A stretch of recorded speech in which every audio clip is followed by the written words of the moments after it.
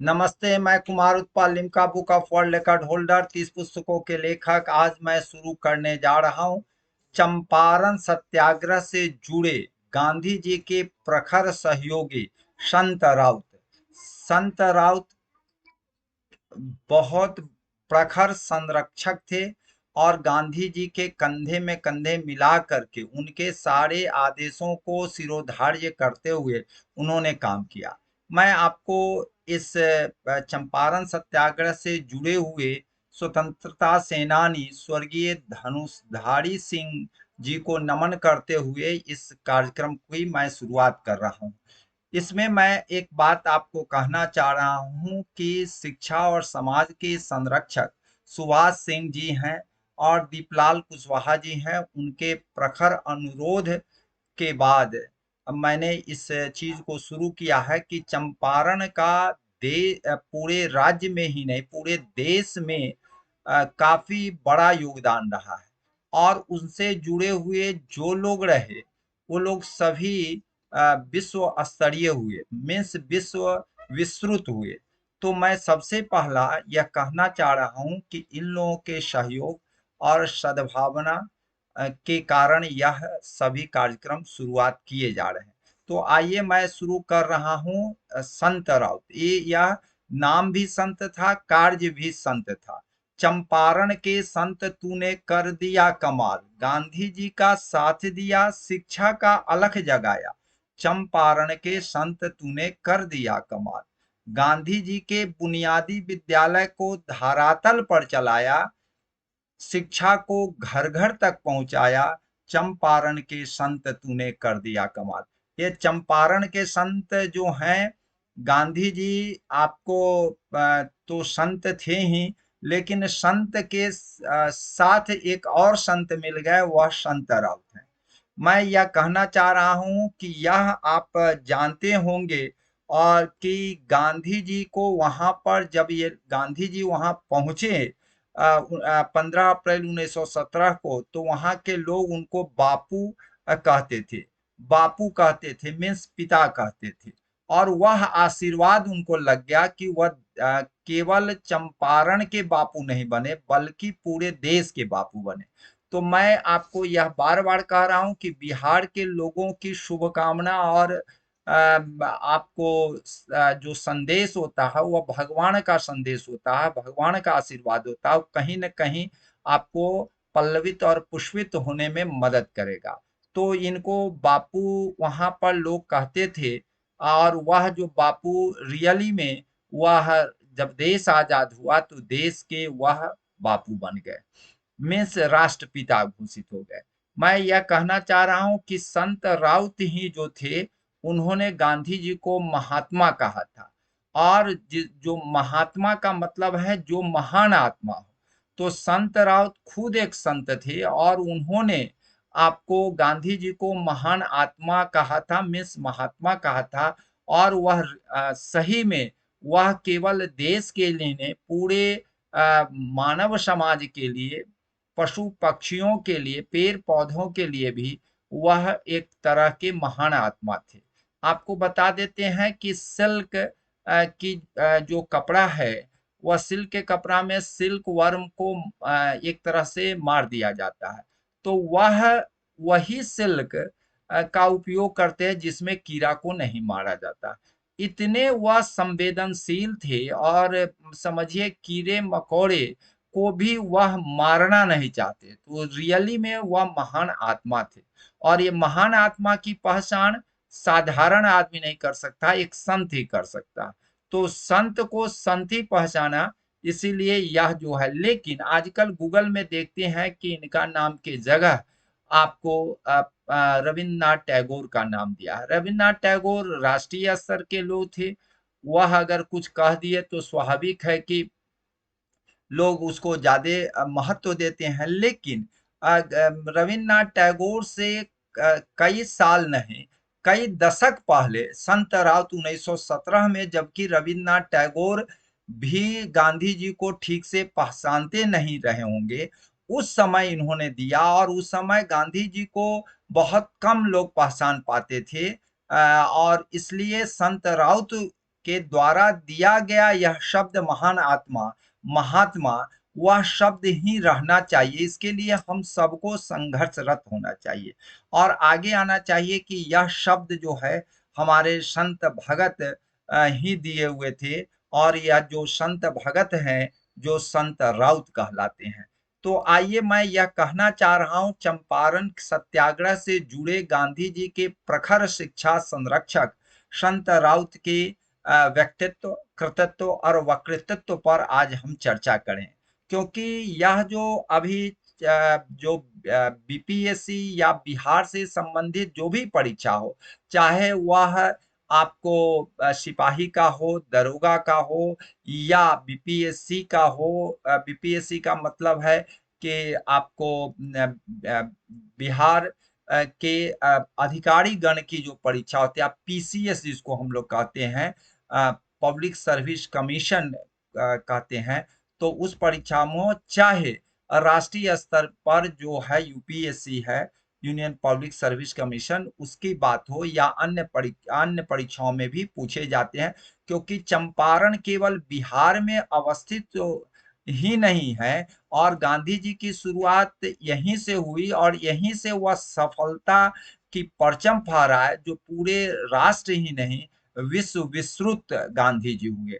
क्योंकि सत्याग्रह का जो प्रयोग इन्होंने यहाँ पर किया, संत राउत के साथ शिक्षा का जो प्रयोग इन्होंने किया, जो बुनियादी स्कूल का जो उन्होंने विचार दिया, वह बुनियादी स्कूल आज भी है और आज भी उसकी प्रखरता और दिव्यता की तुलना करना मुश्किल है, मीन्स अतुलनीय है, अनूठा है। तो यह जो है उनका सत्य का प्रयोग, बुनियादी स्कूल का प्रयोग या सृजनात्मक जो उन्होंने कार्य किया इस दरमियान, चाहे वह अछूतोद्धार हो, चाहे वह स्वच्छता की बात हो, चाहे वह शिक्षा की बात हो, चाहे आपको हॉस्पिटल की सुविधा की बात हो, आम आदमी के साथ वह खूने दिल जलाया और वही खूने दिल जलाया और वह जो जमीनी स्तर पर जो काम किया वही राष्ट्र की आज भी बुनियादी बातें हैं और बुनियादी शिक्षा है। तो मैं यह कहना चाह रहा उसके, यह जो आपका दाहिना हाथ कहिए तो उसमें दाहिना हाथ को पूरने वाले पूरक के रूप में संत राउत हैं, तो जिनको हम संत भगत भी कहते हैं। तो आइए यहाँ पर मैं आपको दिखा रहा हूँ यह संत भगत की ये आपको जो तस्वीर दिखाई पड़ रही है, पत्थर की मूर्ति है। लेकिन यह पत्थर की मूर्ति जरूर है क्योंकि उस समय कैमरे की अभाव था और जो उनका जो चेहरे में जो आपको चमक दिखाई पड़ता है, वह लगता है कि ऊर्जस्वित हो रहा हो, हम लोगों को ऊर्जा देता हो और यह निश्चिंत भाव से यह आपको दिखाई पड़ रहे हैं। आइए मैं बता रहा हूँ कि इनका क्या योगदान रहा है चंपारण में, जो हम लोग अभी तक इनके नामों को आपको विश्व स्तरीय बनाने में हम लोगों को आगे आना चाहिए।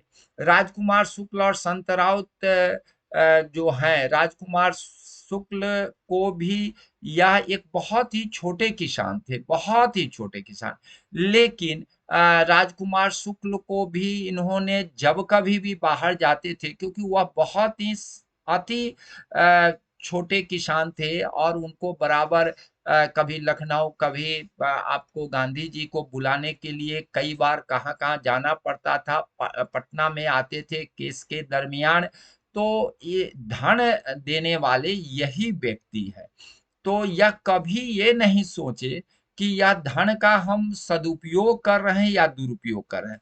उस समय तो इनको लोग कहा होगा कि धन का आप दुरुपयोग कर रहे हैं, लेकिन वह धन का दुरुपयोग नहीं, बहुत बड़ा सदुपयोग था और वह जो प्रयोग था, सदुपयोग का जो प्रयोग था, इसीलिए अब हम लोग 100 से सदुपयोग और 100 से स्वतंत्रता की अभी खुशबू को हम लोग ले पा रहे हैं। तो आइए राजकुमार शुक्ल को जहाँ भी चंपारण से संबंधित कार्य के लिए भेजना होता था, उसमें इन्होंने धन से, तन से, मन से सहयोग किया और साथ साथ जो बुनियादी स्कूल बना, उस बुनियादी स्कूल के लिए भी जमीन इन्होंने दिया। जबकि इनके पास बहुत बड़े जमींदार नहीं थे या बहुत जमीन नहीं थी, बहुत छोटे जमींदार, बहुत छोटे किसान थे। इसके बावजूद भी इन्होंने गांधी जी के प्रति, देश के प्रति और समाज और शिक्षा के प्रति इन्होंने यह बहुत बड़ा काम किया। 15 अप्रैल को जब यह चंपारण में पहुंचे तो गांधी जी संत राउत के घर पर आने से पहले वहां पर आपको प्रतिष्ठित वकीलों की टीम वहां पर पहुंची थी, जिसमें ब्रजकिशोर प्रसाद जी थे, राजेंद्र प्रसाद थे, अनुग्रह नारायण सिन्हा थे, रामनवमी प्रसाद थे, जेबी कृपलानी थे। ये सभी लोग इनके घर पर आए और आगे की रूपरेखा तैयार करने के लिए इन्होंने अपना सब कुछ कार्यान्वित करने के लिए और आगे की कार्यवाही को बेहतर ढंग से करने के लिए इन लोगों ने विचार गोष्ठी की। और इसमें जो है पहली बार संत राउत ने इसी आंदोलन के दरमियान, हम आपको कई बार बताए हैं, महान आत्मा महात्मा का शब्द का बापू के साथ प्रयोग किया था। और दूसरी जो है एक्चुअली वहां पर 4 विद्यालय, बुनियादी विद्यालय जिसको बेसिक स्कूल कहा जाता था, बुनियादी स्कूल की दूसरी पाठशाला में संत राउत के निमंत्रण पर बेतिया हजारीमल धर्मशाला से गांधी जी 16 नवंबर को 1917 को उनके गांव अमोलवा गए और वहां पर साथ में देवनंदन शाह, राजकुमार शुक्ल और बीरबली बाबू भी शामिल थे। वहां पर उनके साथ आपको पहुंचते हैं अमोलवा, जो इनका अमोलवा गांव था। और वहां पर यहाँ पर क्या हुआ कि संत भगत के साथ लेकर के श्री रामपुर होते हुए भितहरवा गए। भितहरवा आज आश्रम है, लेकिन वह आश्रम बनवाने में और वहां पर जो स्कूल का निर्माण करवाने में इनका बहुत बड़ा योगदान है। 20 नवंबर 1917 को पश्चिम चंपारण जिले में संत राउत की मदद से भितहरवा में एक बुनियादी स्कूल, जो दूसरी पाठशाला थी, वह निर्माण किया गया। और इसके लिए महंत वहां के जो थे वह इस विद्यालय के लिए जमीन दिए थे।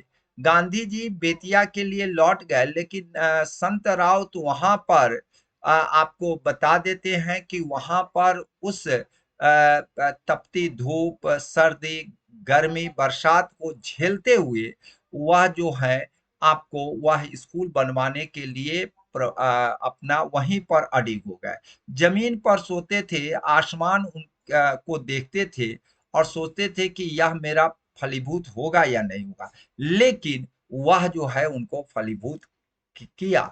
मैं बता रहा हूं भितहरवा, श्री रामपुर में मेवौली, बैरटवा, माधोपुर समेत कई गांवों के लगभग 100 लोग संत भगत और राजकुमार शुक्ल के नेतृत्व में एकत्र होकर के भितहरवा पाठशाला के लिए फूस का बंगला तैयार कर लिया और उस जगह की सफाई की। तो आप समझ रहे हैं, जब जो अच्छा काम करने वाले हैं उनके साथ आ ही जाते हैं। और यह तो दो संत का मिलन था, दो से दुख घटता है, सुख दुगना हो जाता है। तो आपको स्वाभाविक है कि यह जो है 100 लोग का सहयोग था, तो स्वाभाविक है कि यह अच्छा होगा ही। लेकिन तत्कालिक फूस का ही मकान बना। इसके बाद 20 नवंबर 1917 को गांधी जी, गोरख प्रसाद, जनकधारी प्रसाद, महादेव देसाई चंपारण में, ये भी प्रश्न बराबर पूछे जाते हैं। आपको ध्यान रखिए, महादेव देसाई गांधी जी के पर्सनल सेक्रेटरी के रूप में थे और उनकी सारी चीजों को, लेखन से लेकर के सभी चीजों को देखभाल करते थे। और यह जो है आपको महादेव देसाई चंपारण में रहे थे, ठीक है ना। इसको ध्यान में रखिएगा, यह प्रश्न पूछे जा सकते हैं। महादेव देसाई हैं, हरवंश सहाय हैं, जगन्नाथ प्रसाद है, अवधेश प्रसाद है। और जैसे प्रमुख लोगों ने 3 शिक्षकों के साथ भितहरवा पहुंचे और वहां पाठशाला का उद्घाटन हुआ। उस पाठशाला के विकास में संत भगत को भारतीय राष्ट्रीय कांग्रेस के सदस्य बनने का गौरव मिला। और उसी योगदान के लिए लोगों ने कहा कि ऐसे व्यक्ति जिसका व्यक्तित्व, कृतित्व और आपको वक्तृत्व साधारण नहीं है, जो यथार्थवादी है, जो कृत संकल्पित है, दृढ़ संकल्पित है, ऐसे व्यक्तियों को कांग्रेस से जोड़ना जरूरी है। और उन्होंने कांग्रेस की सदस्यता भी इसी अ, के बाद उन्होंने लिया था, और काफी लोग इनको वार्म वेलकम किया था, काफी स्वागत किया था इनको। उसके बाद मैं बता रहा हूँ, यहाँ पर आप देख रहे हैं, यहाँ राजेंद्र बाबू आप देख रहे हैं बैठे हुए हैं, ठीक है ना। यह आप यहाँ देख रहे हैं रामनवमी, ये सबसे पहले राजेंद्र बाबू हैं, उसके बाद अनुग्रह बाबू हैं, क्योंकि चंपारण में तो राजेंद्र बाबू शाय की तरह थे गांधी जी के, और अनुग्रह बाबू भी थे वहां पर।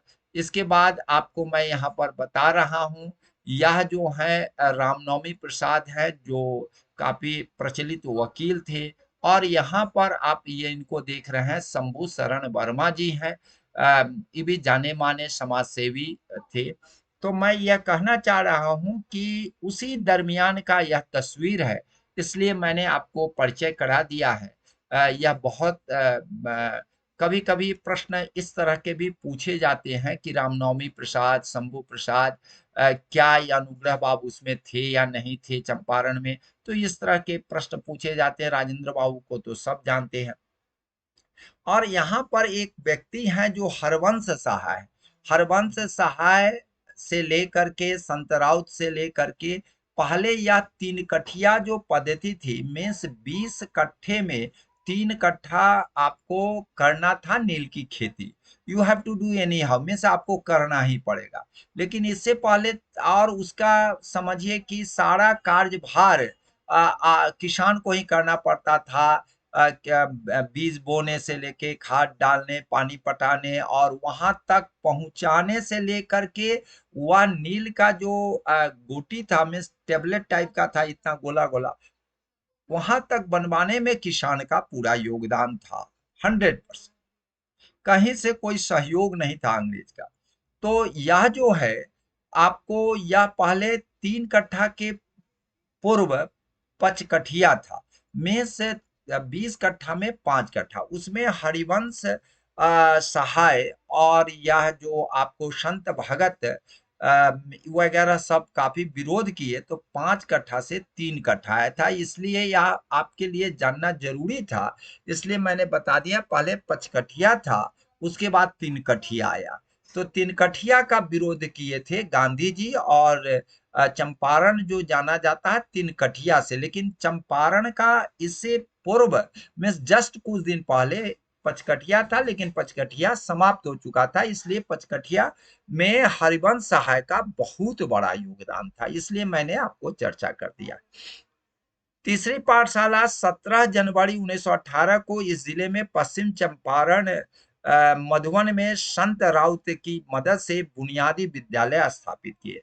गांधी जी ने कहा, मुझे आशा है कि यदि संभव हो तो कोठी वालों की मदद से मैं एक स्कूल पिपरा और तुरकोलिया के देहातों में खोलूंगा। तुरकोलिया बहुत प्रसिद्ध था, गांधी जी वहां पर गए भी थे और उनकी चाहत भी थी। मैं बेलवा के देहात में भी एक स्कूल खोलने की आशा करता हूँ।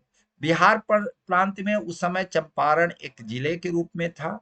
चंपारण आंदोलन में गांधी जी ने 4 बुनियादी स्कूल की व्यवस्था कराई थी। ये भी प्रश्न आपसे पूछे जा सकते हैं। मैं आपको बता रहा हूं, स्रोत और विस्तृत अध्ययन के लिए आप देख रहे हैं चंपारण में सत्याग्रह, जिसका अंग्रेजी है चंपारण में सत्याग्रह, और सत्याग्रह इन चंपारण अंग्रेजी में है। देख रहे हैं डॉक्टर राजेंद्र प्रसाद जी के द्वारा लिखा गया है। यह आपको आप मंगवा सकते हैं, आप आराम से। यह किताब सस्ती है, बहुत ही रोचक है। राजेंद्र बाबू के द्वारा लिखे, गांधी जी के दिन राजेंद्र प्रसाद जी लिखे हैं। महात्मा गांधी और बिहार कुछ संस्मरण जो है, Mahatma Gandhi and Bihar some reminiscence, Rajendra Babu का लिखा हुआ है। ये सब किताब पठनीय है, संग्रहणीय संग्रहणीय है। आप आराम से मंगवा सकते हैं, ऑनलाइन मंगवा सकते हैं। इसीलिए ऑनलाइन का हम तस्वीर भी डाल दिए हैं यहाँ पर। गूगल तो महास्रोत हैं। Champaran and Gandhi peasant and Indian politics, यह फ्रेंच राइटर है जैक्वेस पोचे पदास। यह जो है बहुत महत्वपूर्ण है, यहाँ पर यह किताब है। और गांधी इन चंपारण डीजी तेंदुलकर का है। गांधी इन चंपारण डीजी तेंदुलकर का है, और जो पब्लिकेशन डिवीजन सरकार के सहयोग से यह चलता है, और यह बहुत महत्वपूर्ण है डीजी तेंदुलकर का। डायरेक्ट या प्रश्न भी आपके पूछे जा सकते हैं, इसलिए किताब का स्रोत और विस्तृत अध्ययन हेतु तो मैंने दे ही दिया है, बल्कि यह पूछे भी जा सकते हैं कि गांधी इन चंपारण डीजी तेंदुलकर की पुस्तक के बारे में पूछे भी जा सकते हैं, कौन राइटर थे, तो ये पूछे जा सकते हैं। इसलिए यह आप ध्यान रखेंगे। जय हिंद, जय भारत।